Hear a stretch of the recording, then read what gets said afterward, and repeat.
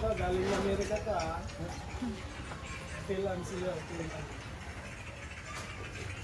Nakita ko, sabi ko, nakabili na kaya pag uwi. Sa YouTube ba siya nakita? Oo.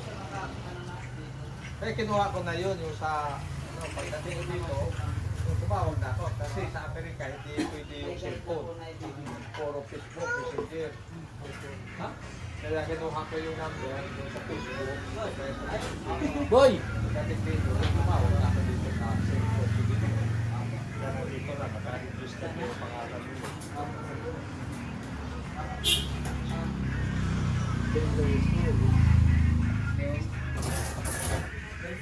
Opo, pwede po ba? Magandang na lang sir ng contract. Pagdating sa iyo. Magandang na lang sir ng contract. Opo, kailangan po talaga. Ibang din ako noon, lang yung sisipay. Sir, okay na lang sir. Nasa ano, tingnan mo yung ano, di ba pangit din yan kasi pag mover. Okay na yan sir. Okay na yan. Dapat.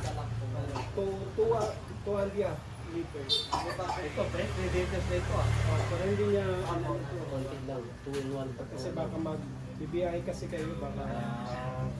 Ay, dadalhin na namin yan. Opo.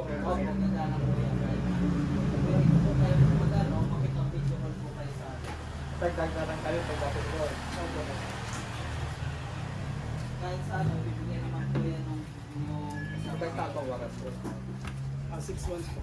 Dapat mga dagdagan ano.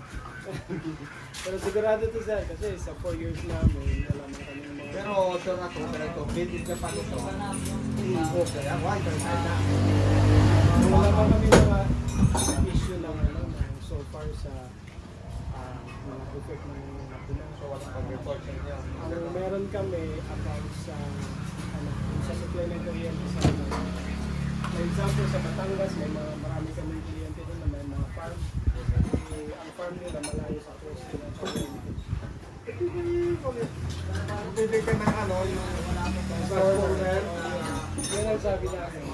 Kaya sa akin sa bahay kasi, yung transformer noon, tayo kami, nung bumagyo, pinadipat yung sa mosquito.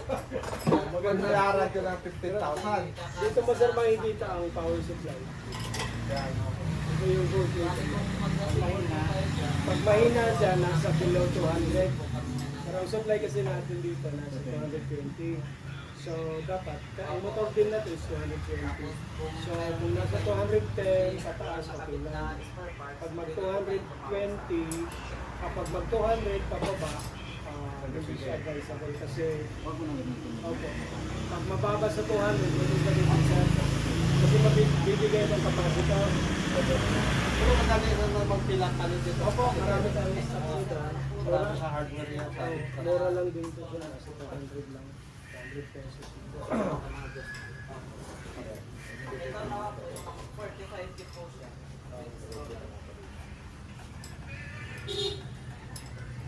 Opo, Yung tamang dikit lang sir, yung pag ginalaw mo ito, hindi siya nagagalaw.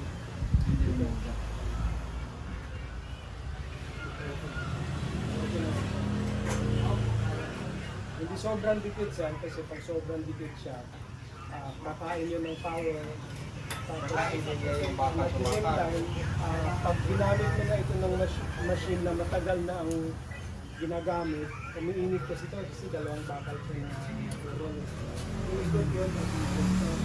So, ang iba kasi na pag hindi inaalaga ng maayos, ito po, sobrang higpit dito. Sobrang Kaya bumibigay yung rollers na gumagano ng konti pag matagal na ginagamit. Siyempre, kinakain na, nagkakainan yung bakal sa bakal o super na.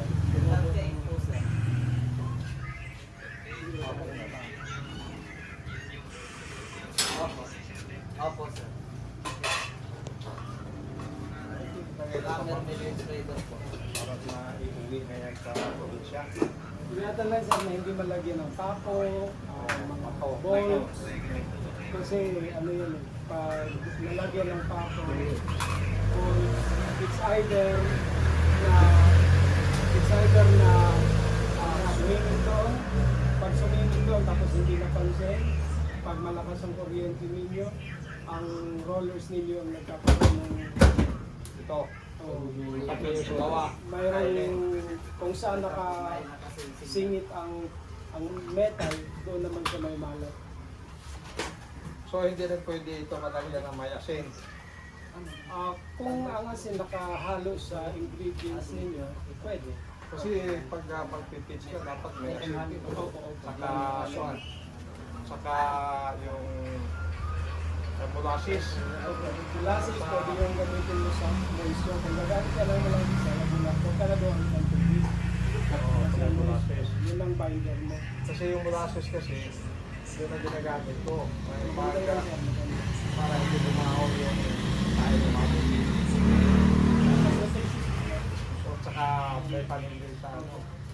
Kasi yung sa mga pedals, ginagamit ko yun. Paggamit din sila ng molasses. Opo, tama.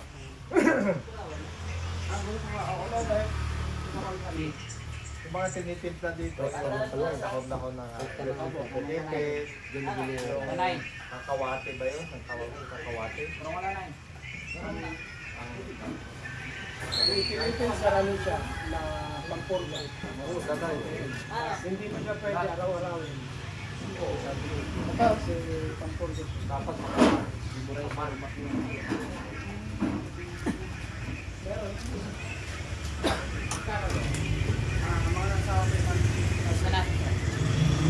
Yes na natin, sir.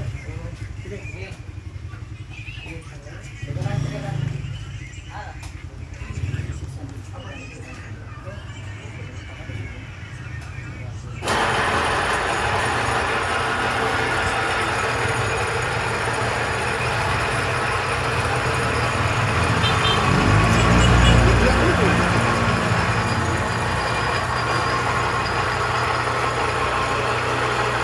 Pag okay na ikot, sir, ilalak mo na dito sa baba.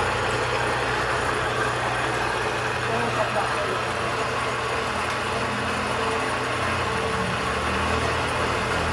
Tapos hindi ka mo sa product person. Power supply.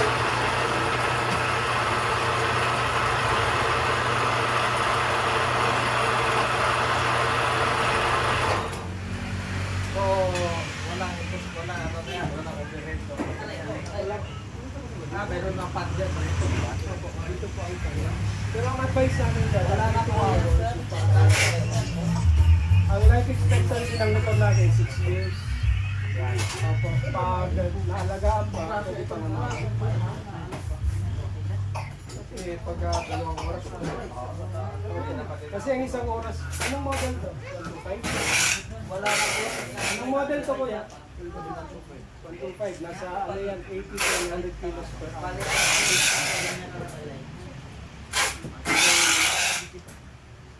kano daw? Kano? 500 to 600. Pero pupunta na.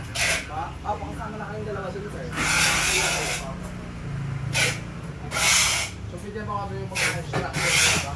Yes, sir. Saan ko po kayo dito? Ay, ito ang na-resibo. Dapat na dito.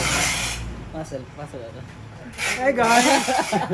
Naka-live. Naka-ada ka? Guys, meron po kami mga client. Saan kayo sir galing? Ano lang? Silang. Sosin Canada. Lahat ng sosin ka. Dadali ng pagkakita. Ito si sir. Oras sila. Ano oras ang sila?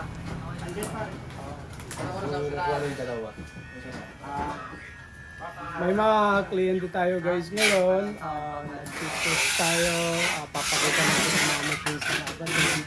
So sa mga naghahanap ng agri-machineries, punta lang kayo dito sa Abaton Agribiz. Kung malayo kayo, pwede kaming magpadala sa inyo. We can ship nationwide. Pwede kayong mag-order sa 0995-534-6454 or mag-comment lang kayo sa baba sa aming mga Facebook pages, Facebook accounts, sa YouTube channel natin.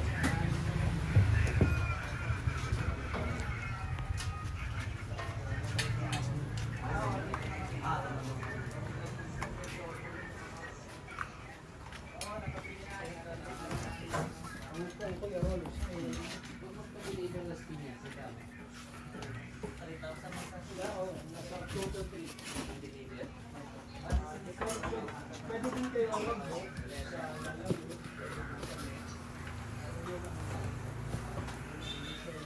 Kasi ito siya, nakasali ko na sa 80 to 90. Ito yung ano niya, sir. Okay lang siya.